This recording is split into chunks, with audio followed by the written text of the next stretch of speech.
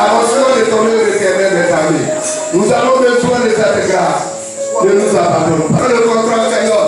Remplis ce lieu de ta gloire. Remplis ce lieu de ta gloire. Remplis ce lieu de ta gloire. Afin que, Seigneur, nous soyons présents jusqu'à la fin. Nos frères et sœurs qui sont encore en nous, Seigneur, je te les recommande d'entretenir ces virus-là.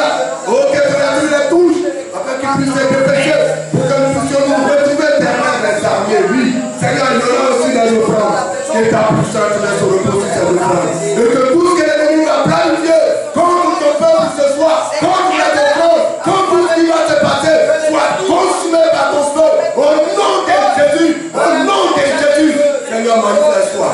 Nous critiquons, nous jugeons, nous condamnons, Seigneur, tes enfants. Pardonne-nous ce soir. Car nous sommes venus chercher ta face.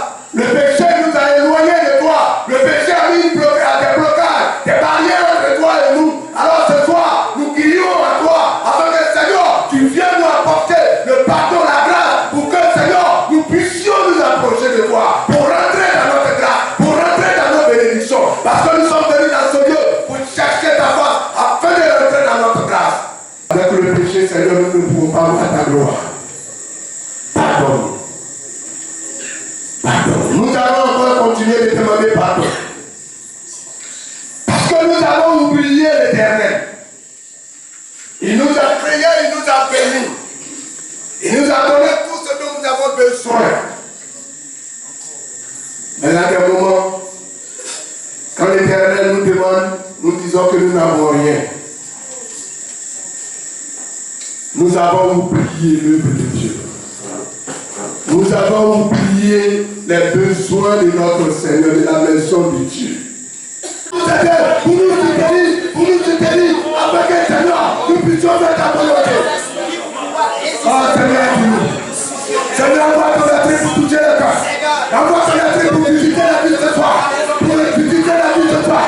Pour restaurer ton peuple. Pour restaurer ton peuple. Pour restaurer ton peuple. Afin que, Seigneur, nous puissions avoir les regards fixés sur toi. Les regards fixés sur toi. Dans les bons et dans les mauvais jours. Au nom de Jésus. Au nom de Jésus. Au nom de Jésus. Au nom de Jésus. C'est parce qu'il n'y a point d'amour dans les guerres. Il refuse de supporter cela. Alors Seigneur, ce soir, visite les cœurs, touche les cœurs, et sème l'amour dans les cœurs, sème l'amour dans les cœurs, sème l'amour dans les cœurs, au nom de Jésus, au nom de Jésus, au nom de Jésus, au nom de Jésus. Sois prolongé. Tu les écouteras donc, Israël, et tu auras soin de les mettre en pratique, afin que tu sois heureux et que vous multipliez beaucoup, comme te l'a dit l'Éternel, le Dieu de tes pères, en te promettant un pays où coule le lait et le miel. Écoute Israël, l'Éternel, notre Dieu, est le seul éternel. Tu aimeras l'Éternel, ton Dieu, de tout ton cœur, de toute ton âme et de toute ta force. Et ces commandements que je te donne aujourd'hui seront dans ton cœur. Tu les inculqueras à tes enfants et tu en parleras quand tu seras dans ta maison, quand tu iras en voyage, quand tu te coucheras et quand tu te lèveras. Tu les lieras comme un signe sur tes mains et ils seront comme des frottons entre tes yeux. Tu les écriras sur les poteaux de ta maison et sur tes portes. L'Éternel, ton Dieu, te fera entrer dans le pays qu'il a juré à tes pères, à Abraham, à Isaac et à Jacob, et de te donner. Tu posséderas de grandes et bonnes villes que tu n'as point bâties, des maisons qui sont pleines de toutes sortes de biens que tu n'as point remplis, des citernes creusées que tu n'as point creusées, des vignes et des oliviers que tu n'as point plantés. Lorsque tu mangeras et tu rassasieras, garde-toi d'oublier l'Éternel, qui t'a fait sortir du pays d'Égypte, de la maison de servitude. Tu craindras l'Éternel ton Dieu, tu le serviras et tu jureras par son nom. Vous n'irez point après d'autres dieux, dans les dieux des peuples qui sont autour de vous, car l'Éternel ton Dieu est un Dieu jaloux au milieu de toi.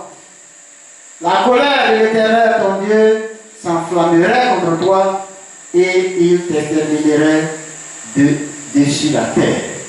Alléluia.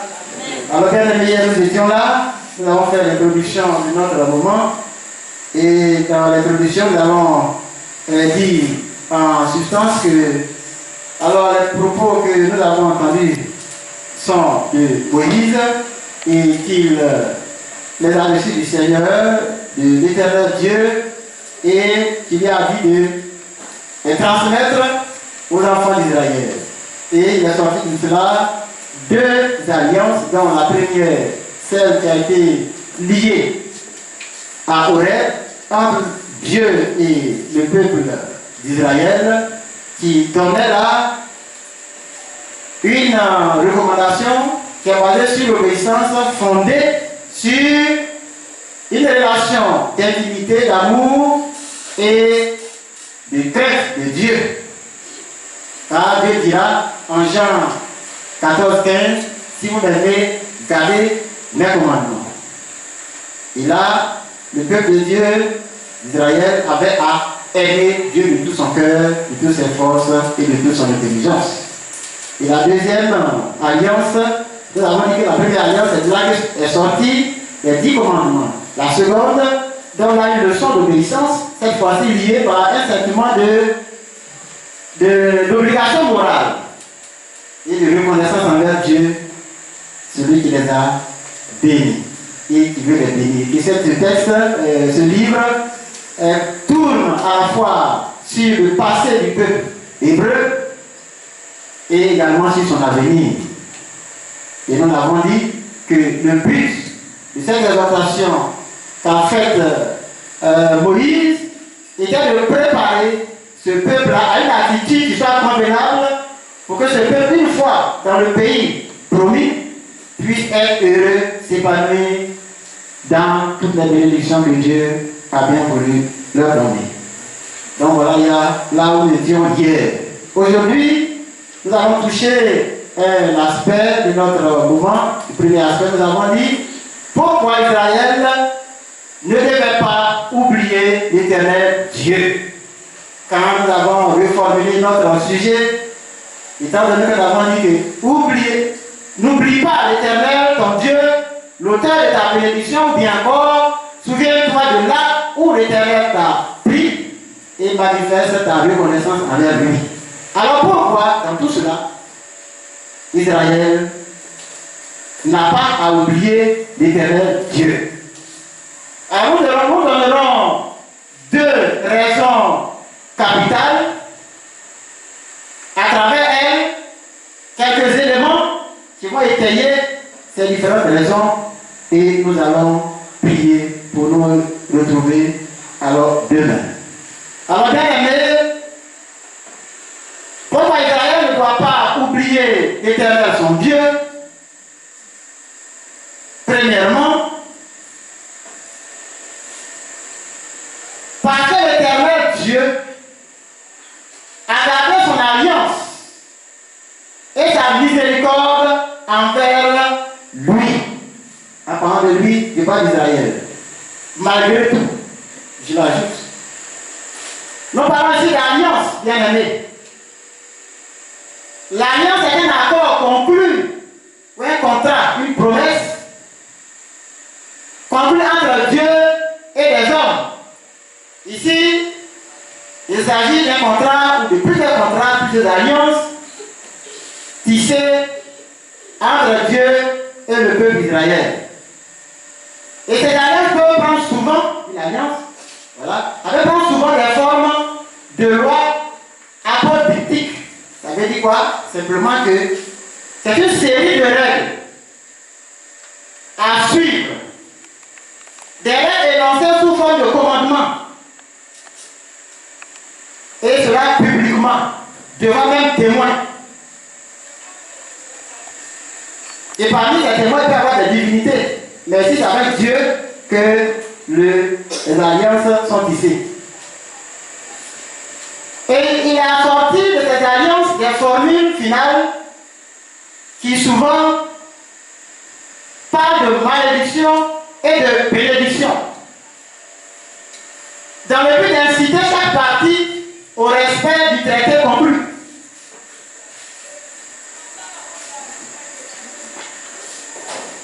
Cet accord ici, c'est Dieu qui le propose à l'homme. Comme pour dire à l'homme, si tu fais ceci, je m'engage à faire cela. Et dans la Bible, il y a plusieurs alliances. On a eu l'alliance entre Dieu et Noé, entre Dieu et Abraham, et entre Dieu et son peuple, dont nous parlons ici. Israël écouta, accepta et s'engagea à respecter cette alliance qui fut réitérée par Moïse peu avant sa mort, avant que les tribus d'Israël ne prennent possession de la terre promise. Et lui-même le dira ici, dans Deutéronome 5, voilà ce que Moïse va dire. Il a dit, Moïse convoqua tout Israël et leur dit, écoute Israël, les lois et les ordonnances que je vous fais entendre aujourd'hui, prenez-les et mettez-les soigneusement en pratique. L'Éternel notre Dieu a traité avec nous une alliance à Horeb. Ce n'est point avec nos pères que l'Éternel a traité cette alliance. C'est avec nous qui sommes ici aujourd'hui, tout vivants. L'Éternel vous parlera face à face sur la montagne au milieu du feu. Je me tiens alors entre l'Éternel et vous pour vous annoncer la parole de l'Éternel, car vous aviez peur du feu et vous ne montez point sur la montagne. Et à ces différents dirigeants. C'est-à-dire que le fait de faire rentrer ce peuple d'Israël dans la terre promise n'est pas lié à leur justice. Et là, nous pouvons le lire dans le Deutéronome 8. Le Deutéronome 8, le verset 5 dit, voilà, c'est 9-5 plutôt, 9-5. Non, ce n'est point à cause de ta justice et de ta droiture, la vie de ton cœur, que tu entres en possession de leur pays, du pays des gens qui vont chasser, pour que vous preniez la place. Ce n'est pas parce que vous êtes droit ou être juste que vous êtes rentré là-bas. Mais c'est parce que Dieu, qui a toujours tenu ses promesses, et qui a dit, qui a juré, qui a fait le serment de donner cette terre promise aux descendants d'Abraham, d'Isaac et de Jacob, qu'il permet que ce peuple-là entre dans cette bénédiction qu'on ne peut plus décrire, tellement ça dépasse tout notre entendement. Un pays où coule le lait et le miel.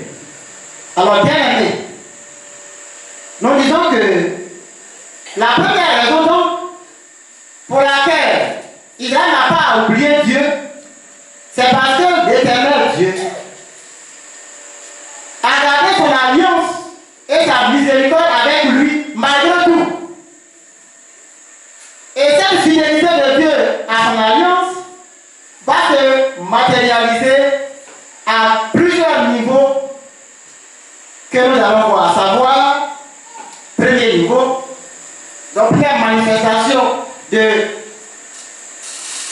la fidélité de Dieu à son alliance, petit A, c'est la délivrance d'Israël du pays d'Égypte, de la maison de servitude, comme le dit Deutéronome 6, 12.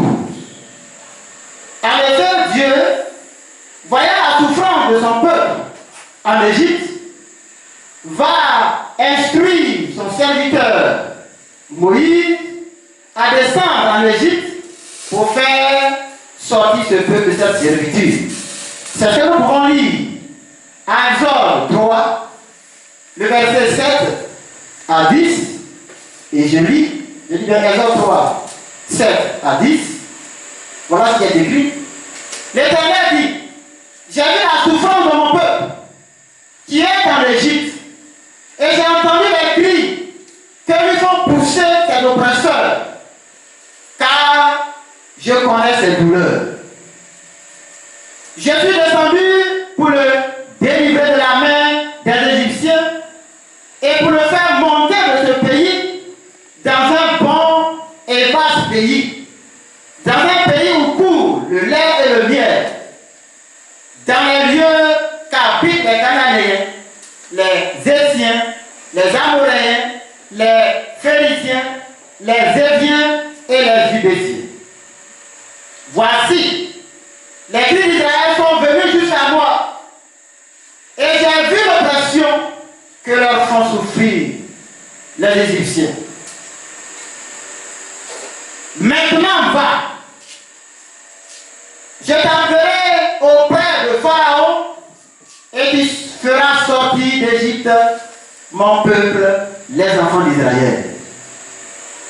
Donc Dieu, dans sa miséricorde, malgré tout,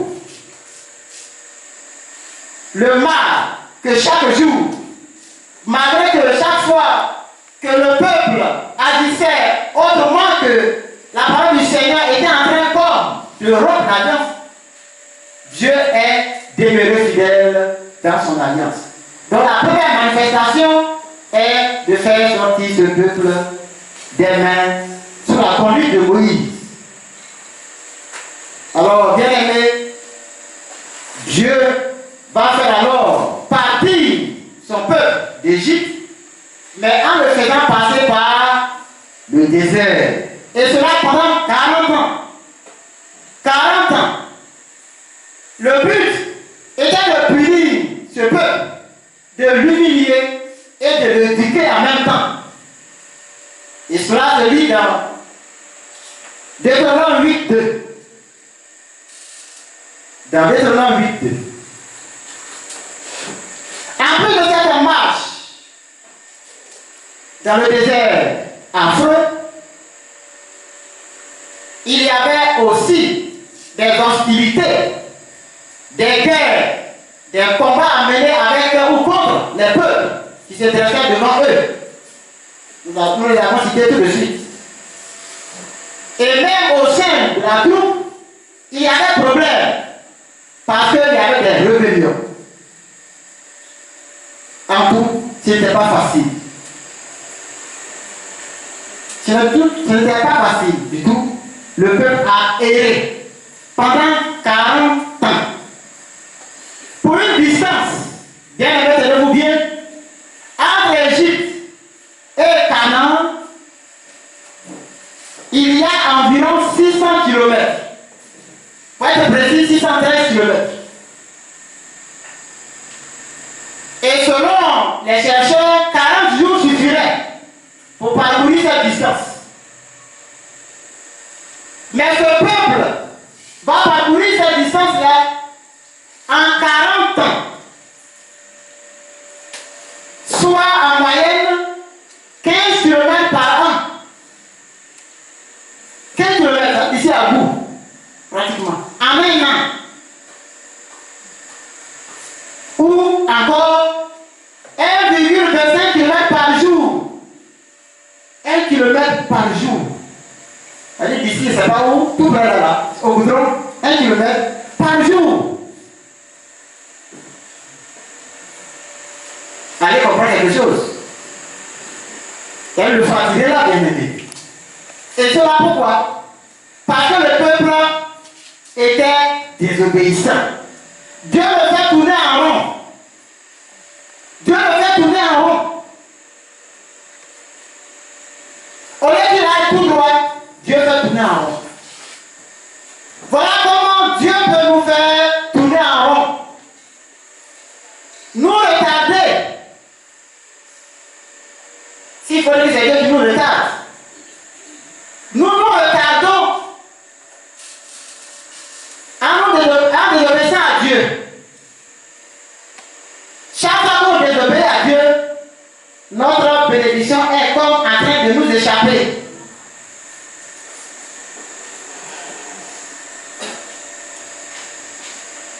Dieu nous fait tourner en rond. Combien de fois nous ne sommes pas en train de tourner en rond présentement? La bénédiction que nous cherchons tant, c'est à côté. Mais Dieu nous aveugle. On ne voit pas, on tourne en rond. Nous sommes comme bandés, nos yeux bandés. Et nous tournons sur nous-mêmes. Quand vous désobéissez à Dieu, c'est comme ça. Vous avez tout droit. Ce que les gens peuvent avoir en un jour, toi tu vas faire 10 jours, 20 jours, 30 jours. On parle de bénédiction, mariage. Les autres arrivent, ils se marient, ils s'en vont. On parle d'habitat. Les autres se lèvent, ils bâtissent leur maison, ils se couchent. Mais toi, tu continues de tourner en rond. Tu n'arrives pas. Voilà. Pour 40 km, pour 613 km, on fait 40 ans. Allez voir quelque chose, parce que Dieu est dedans. Dieu décide. C'est lui qui décide. C'est son pouvoir de décider de donner ou de ne pas donner en fonction de notre attachement à lui et à sa parole. Alléluia. Autre manifestation de la fidélité de Dieu dans son alliance, c'est donc petit b, la présence de Dieu au milieu de son peuple pendant les 40 ans de désert. Parce que malgré tout, c'est son peuple. Il ne l'a jamais abandonné. Donc la première manifestation, c'est la présence de Dieu au milieu de son peuple pendant ces 40 années de désert.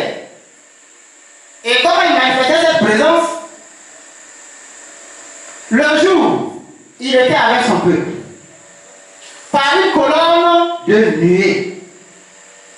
Exode 14, 19, 20 nous le dit. Exode 19, 9 également. De même que Exode 24, 16. Et pendant la nuit, Dieu encore était présent aux côtés de son peuple, parmi son peuple. Cette fois-ci, par une colonne de feu. Nous allons le lire dans Exode 13, 21 à 22. Disons ce passage. Exode 13, 21 à 22. L'Éternel alla devant eux le jour dans une colonne de nuée pour les guider dans leur chemin. Et la nuit dans une colonne de feu pour les éclairer afin qu'ils marchassent jour et nuit. Alléluia. Dieu dans sa fidélité était malgré tout avec son peuple. Parce que notre Dieu, il est le seul qui tient ses promesses. Il a dit et il va le faire. Il fait grâce.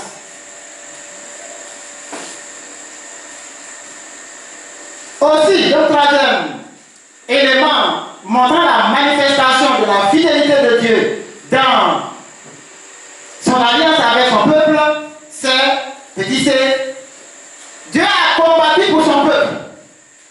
Lui, le feu dévorant. Dieu a combattu pour son peuple. Aucune armée n'a pu tenir devant ce peuple d'Israël. Toutes les nations qui se sont levées, c'est vrai que Dieu suscitait souvent des peuples, même insignifiants, pour battre Israël quand il était dans la mauvaise posture. Mais toutes les fois que Dieu a voulu que le peuple avance, aucun peuple n'a pu tenir devant lui.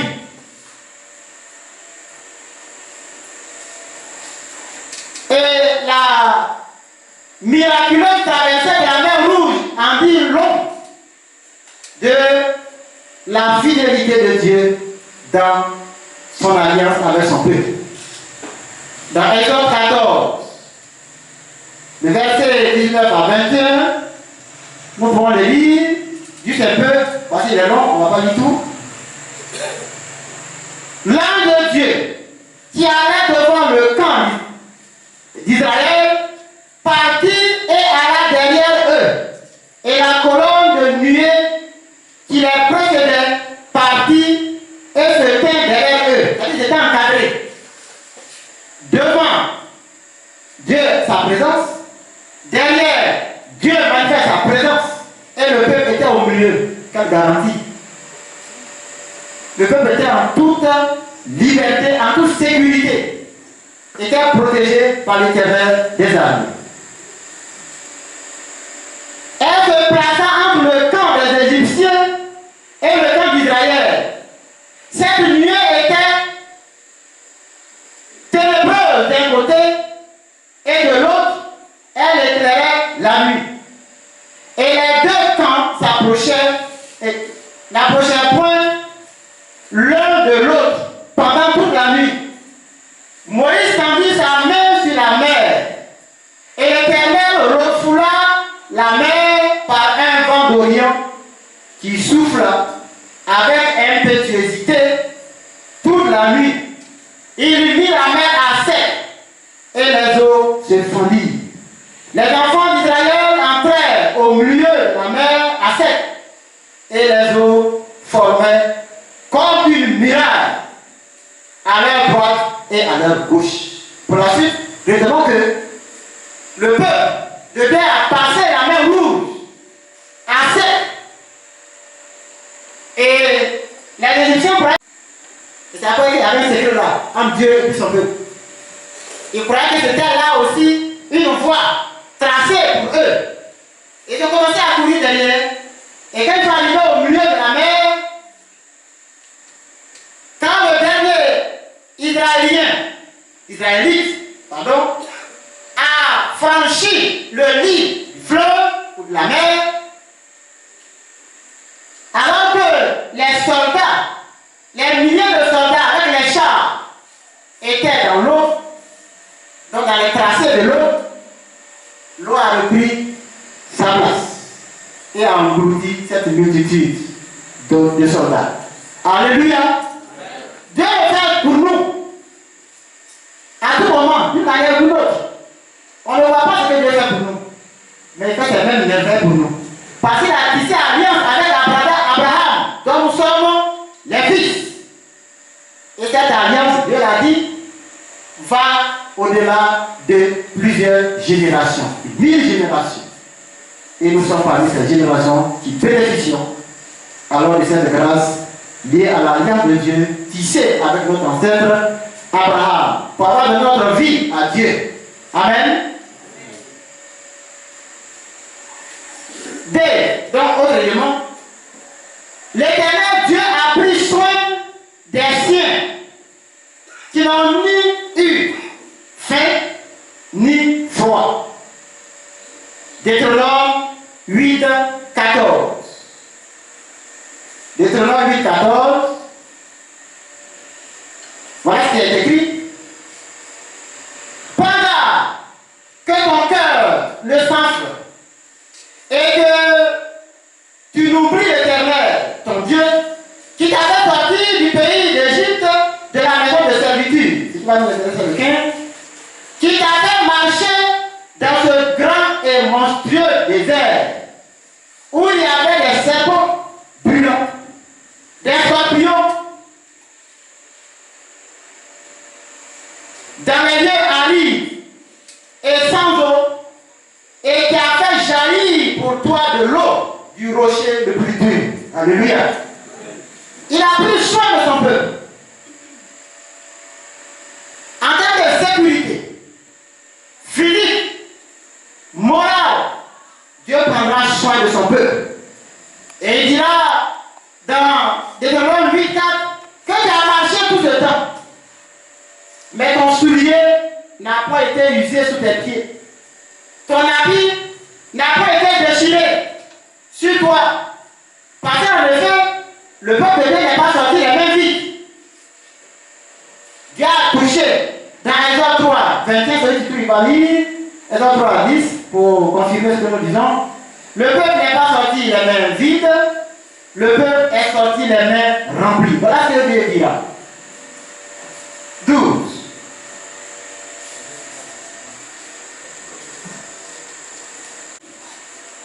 C'est le 12, c'est 3, 12, j'ai dit. Dieu, je serai avec toi. Et ceci sera pour toi ainsi que c'est moi qui t'envoie. Bon, ce n'est pas là. Bon, je vais. Afin que tout enfant d'Israël ne soit pas les mains vides, qu'il ait un habit pour son enfant, des souliers pour sa famille, de l'or et de l'airain, et que ce peuple n'aille pas les mains vides. Parce que le peuple va travailler en Égypte. Dieu va leur donner, comme c'est un Dieu de justice, il va leur donner ce dont ils ont besoin. Ce dont ils ont droit. C'est ce qu'il devait dire.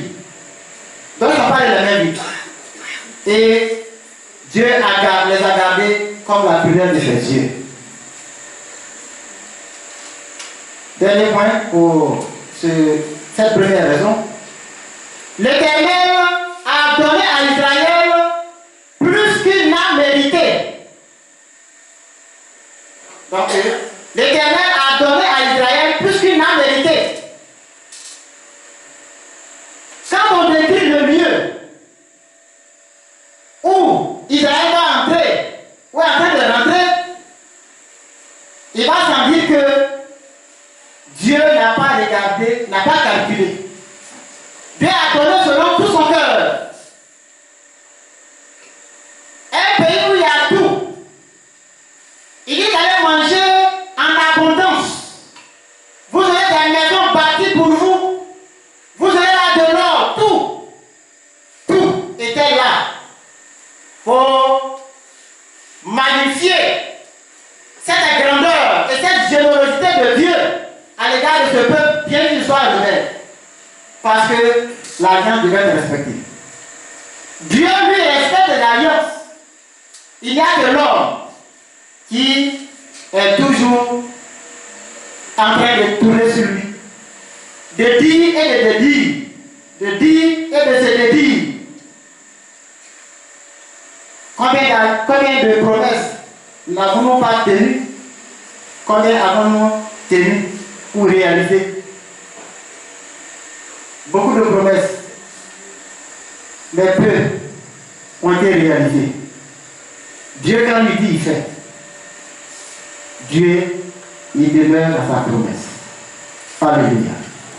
Alors donc, bien aimé, pour Israël, Dieu ayant donné les preuves évidentes que lui-même, Dieu, était pour lui, ou bien pour eux, et en les rachetant de toute servitude en Égypte, en les conduisant à travers le désert, avec tout ce que le peuple a eu, et en lui promettant de rentrer dans un pays où coule le lait et le miel, le pays de l'abondance, de la prospérité. Alors bien aimé, pour cette raison, une consécration complète à l'Éternel Dieu n'était de leur part qu'un service raisonnable. Pour dire quoi? Alors tout ce que Dieu a fait, en temps réel, en temps normal, on n'a même pas demandé à Israël d'honorer les ordonnances de Dieu. Et là aussi, toi et moi, nous allons bénéficier de tout cela, d'une manière ou d'une autre. Mais que c'est difficile d'accomplir la loi de Dieu, de faire ce que Dieu veut, que c'est difficile.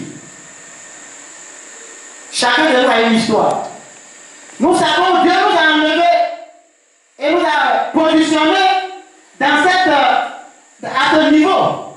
Mais on n'a pas atteint un niveau encore escompté, mais Dieu, il fait grâce. Il va vous amener là-bas. Mais il dira, quand tu vas arriver là-bas, oublie-moi. Amen. Ah non, il n'a pas dit ça. Alléluia. Deuxième raison. Là, on va aller vite, c'est pas long. La deuxième grande raison. Parce qu'oublier l'Éternel, son Dieu, c'est courir un danger.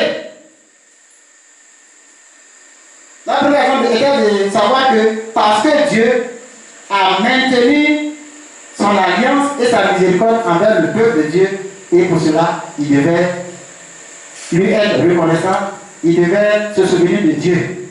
La deuxième raison, donc grande raison, c'est parce que oublier l'Éternel, son Dieu, c'est courir un danger. Quel est ce danger? Premièrement, dans petit A, la malédiction. Quand on oublie Dieu, c'est la malédiction qui nous rattrape. On peut le lire dans Osée 4, 10, dans Agé 1, 6 à 9, et surtout, il dit bien surtout, dans le livre qui sert de texte de base, Deutéronome 28, à partir du verset 16 et poursuivant. Voilà ce qui est écrit. On va lire quelques-unes des malédictions que le fait d'oublier Dieu. Dans le verset 28,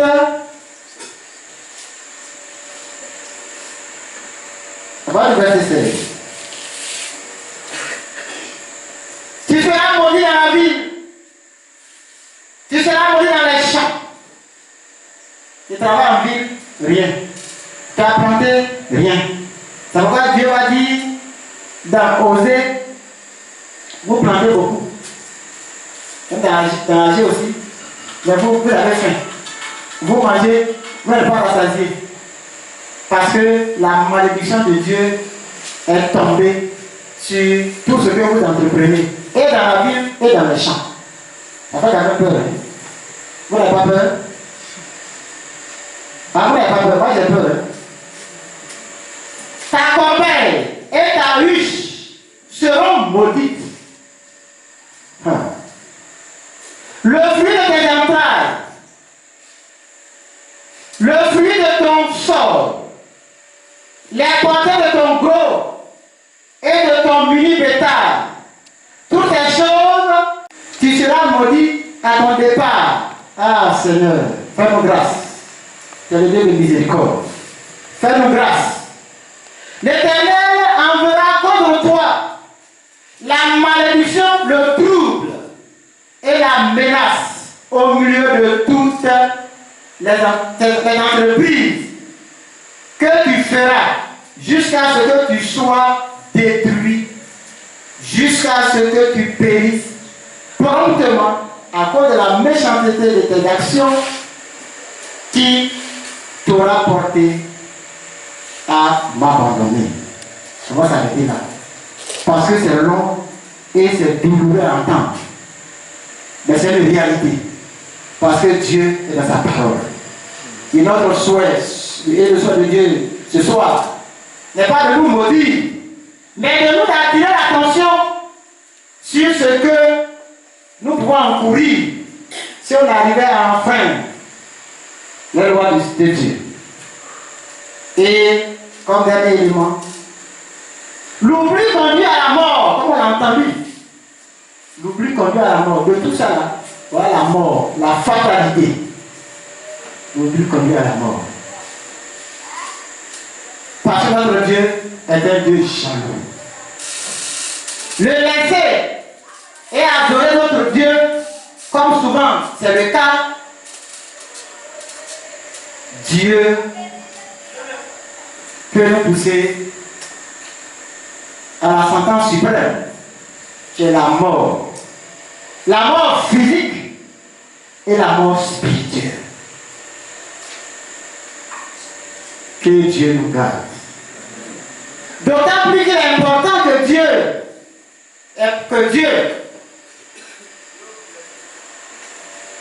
par la bouche de Moïse, les prépare à l'attitude de vie et d'obéissance convenable, à avoir pour jouir des bénédictions qui se trouvent à Canaan. Le peuple de Dieu avait à observer toutes ces recommandations. Et comme un refrain, 69 fois, c'est comme un refrain. Et que Moïse, comme pour se lever les mains, comme l'a fait Hérode, quand on devait tuer Jésus, je m'en lave les mains. Je m'en lave les mains. Moïse, comme pour lever les mains pour dire qui n'est pas coupable de ce qui adviendrait si l'assemblée du peuple de Dieu arrivait à désobéir la voix de Dieu avec ses conséquences éventuelles, dit ceci dans Deutéronome 30, et versets 19 à 20, c'est là que nous allons arrêter. Voilà ce qu'il dit. Je prends aujourd'hui à témoin contre vous le ciel et la terre. J'ai mis devant toi la vie et la mort, la bénédiction et la malédiction. Choisis la vie afin que tu vives, toi et ta postérité. Alléluia. Cela sert de conclusion pour ce soir. Moïse, que Dieu a suscité pour parler à son peuple, afin que ce peuple soit béni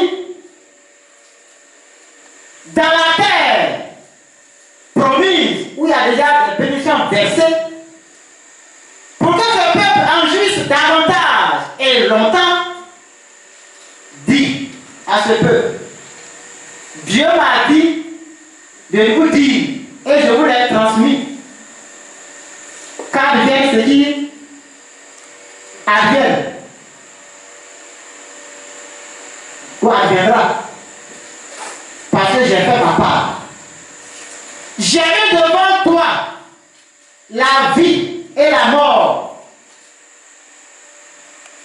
Regarde ici, tu obéis, tu es béni. Tu n'obéis pas, tu meurs. Mais je te prie, choisis la vie afin que tu vives, toi et ta postérité. Bien-aimé, c'est à nous cette recommandation. Nous avons parcouru ces quelques heures, ces quelques minutes, et nous avons entendu que Dieu a fait de grandes choses pour le peuple d'Israël. C'est peu ce qu'on a dit par rapport à ce que Dieu a fait. Si chacun de nous devait, à toute sincérité, raconter les bienfaits de Dieu à son égard, je crois que si nous sommes sincères, on va devenir des menteurs. Tant on va en oublier, tant c'est beaucoup. C'est pourquoi, ce soir, alors que tu connais les bienfaits de Dieu à ton égard, tu vas lui dire merci. Les reconnaître et lui dire merci. Ce merci que Israël n'a jamais pu dire, toi, dis merci à Dieu. Parce que je sais qu'il a fait de grandes choses, même aujourd'hui. Même à l'instant où nous parlons, Dieu continue de faire et il en fera davantage. Nous prions. Nous te bénissons, notre Dieu, notre Père. Nous te célébrons encore le Dieu merveilleux et vrai. Le tout-puissant Maître des temps et des circonstances. Tu es Dieu, tu es Seigneur. Tu es tout-puissant, Seigneur Dieu. Éternel Dieu, je ne peux ce soir dénombrer tes grands et hauts faits dans ma vie. Tellement ils sont nombreux. Tellement ils sont grands. Seigneur, le fait se m'est trompé et devenu menteur. C'est pourquoi ce soir, humblement Jésus,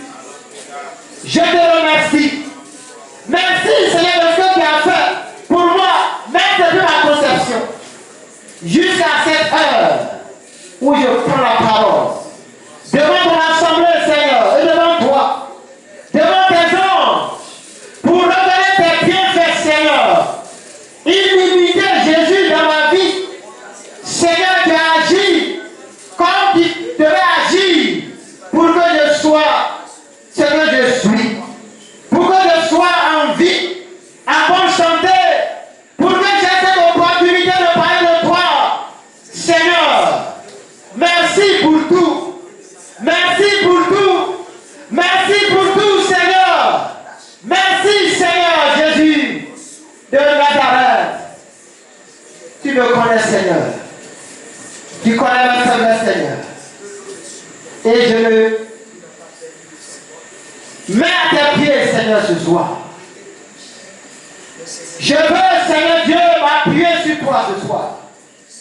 Seigneur, reçois mes remerciements. Et que toute la gloire te vienne. Merci, Seigneur. Amen. Alors, voilà que Moïse a dit à ce peuple, si tu obéis, tu es béni. Si tu n'obéis pas, tu es maudit. Et quand j'avais entendu, je n'ai pas pu lire tout. Mais ça fait peur. C'est donc j'avais demandé pardon à Dieu. Que toute malédiction que nous avons provoquée certainement par notre attitude déjà, et que Dieu, dans sa grâce, nous a préservés, nous allons prier notre Seigneur qui nous donne la sagesse d'obéir à sa parole et de tenir parole. Nous prions. Nous te bénissons, notre Dieu, notre Père. Toi, le Dieu tout-puissant, le Dieu glorieux, le Dieu vivant. Merci, Seigneur Dieu, pour ta parole. De ce que Jésus, tu tiens tes promesses. De ce que Jésus, tu es merveilleux et miséricordieux. Si ce n'est le cas, Seigneur, éternel Dieu, qui vivrait? Pas moi en tout cas, Seigneur. À cause Jésus, Seigneur, de ta colère, que tu as provoqué Jésus par telle ou telle action, par ma vie elle-même, par mon comportement elle-même, Seigneur Dieu. Jésus, je ne méritais pas de vie, mais tu as fait grâce. Tu as fait grâce, Seigneur. Donne-moi la sagesse. Donne-moi la sagesse. Afin que Jésus, poussé par ton esprit, tout au moins inversé, Seigneur. Oh Dieu, par le diable. Toute plante, éternel Dieu, dans ma vie, qui n'est pas plantée par toi, soit déracinée maintenant au nom de Jésus. Seigneur, viens. Et agis, Seigneur, dans ma vie. Agis, Seigneur, dans ma vie. Que ta faveur m'accompagne à tous égards. Merci, Jésus, de le faire. Merci, Seigneur. Amen. Hasard que nous t'invoquons maintenant parce que quand Jésus s'en est allé, c'est toi qui es venu prendre sa place pour nous aider. En effet, Seigneur, ce soir, nous voulons te bénir. En tout cas, pour ces paroles fortes, nous comprenons mieux pourquoi nous devons prendre garde, Seigneur, de manger. Et lorsque nous serons rassasiés, conséquence, quand on mange, on est rassasié, c'est la conséquence directe. Ne pas t'oublier.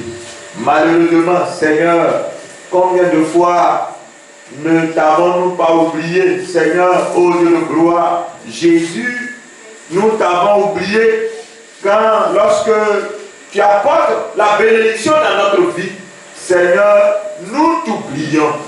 Nous avons vu depuis hier que les deux actions doivent être simultanées.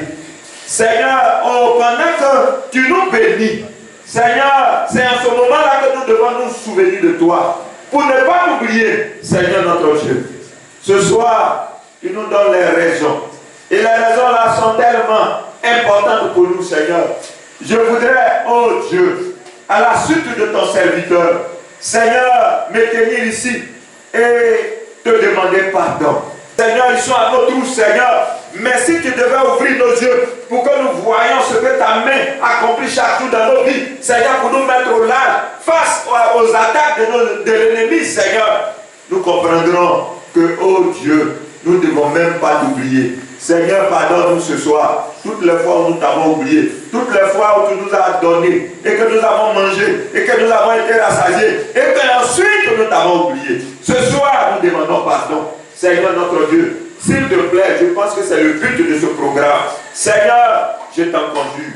S'il te plaît, Saint-Esprit, aide-nous, Seigneur, à nous rappeler, Seigneur, qu'un jour, nous étions, Seigneur, perdus. Nous étions égarés dans ce monde-là. Nous n'avions pas d'avenir. Nous n'avons pas droit d'être cités en Israël. La malédiction était à notre porte. Mais notre Dieu a eu compassion de nous. Il nous a tirés de la boue pour nous faire asseoir parmi les grands. Les grands, Seigneur notre Dieu. Pour faire de nous-mêmes quelquefois, oh Dieu, ses serviteurs, Seigneur notre Dieu. Un Dieu si grand. Qui sommes-nous pour être tes serviteurs, pour nous tenir devant toi, Seigneur? Mais tu l'as fait. Et tout cela au prix de ta vie, au prix de ton sang précieux. Toi qui n'as commis aucun péché, tu as été fait, Seigneur notre Dieu, Jésus-Christ. Tu as porté tous les péchés de l'humanité, Seigneur notre Dieu. Tu as été fait, Seigneur notre Dieu, péché pour nous, Seigneur. Pour qu'aujourd'hui, Seigneur, nous soyons là où nous sommes. Seigneur, comment pouvons-nous donc oublier? C'est pourquoi ce soir, pardonne-nous et donne-nous, Seigneur, de repartir de plus belle avec toi. Parce que tu es le Dieu, Seigneur, des nouveaux commencements. Nous voulons reprendre avec toi. Nous voulons reprendre la marche avec toi. Mais cette fois-ci, ne pas oublier, Seigneur. Et chaque fois, Seigneur, oh Dieu, nous rappeler d'où tu nous as tirés. De la boue, Seigneur, où tu nous as tirés. Parmi nous, plusieurs étaient certainement même des voleurs, des tueurs, oh Dieu, des brigands, des grands migrants, des seigneurs, notre Dieu. Mais tu nous as tirés de là, tu nous as lavés par ton sang et tu as fait de nous de nouvelles personnes, Seigneur, agréables à Dieu. Aujourd'hui, Dieu peut nous regarder à travers ton sacrifice, à travers l'œuvre de la croix. Dieu peut nous regarder. Autrement, ce n'était pas le cas, Seigneur. Et c'est pourquoi ce soir, nous te bénissons. Merci pour ton serviteur que tu as utilisé, Seigneur, pour nous parler ainsi, pour attirer notre attention. Fasse en sorte que ces paroles ne restent pas, ne soient pas de simples paroles, mais que ces paroles-là s'enracinent dans nos cœurs et que ces paroles puissent porter en nous beaucoup de fruits et que nous soyons, Seigneur, oh Dieu, des enfants dont toi, Dieu, tu es fier, Seigneur, oh Dieu de gloire. Tu es fier des enfants qui sont reconnaissants, pas des enfants égoïstes, des enfants, Seigneur, oh Dieu, qui ne reconnaissent pas le bienfait, qui oublient tellement vite, Seigneur, notre Dieu, mais qui veut des enfants qui se rappellent de ce que tu as fait pour eux. Seigneur, merci donc pour cette parole, merci pour ton serviteur. Nous prions que tu le qualifies davantage afin qu'il soit cet instrument-là, Seigneur, pour nous expliquer ta parole. À toi soit la gloire au siècle des siècles, nous l'avons prié. Amen. Amen.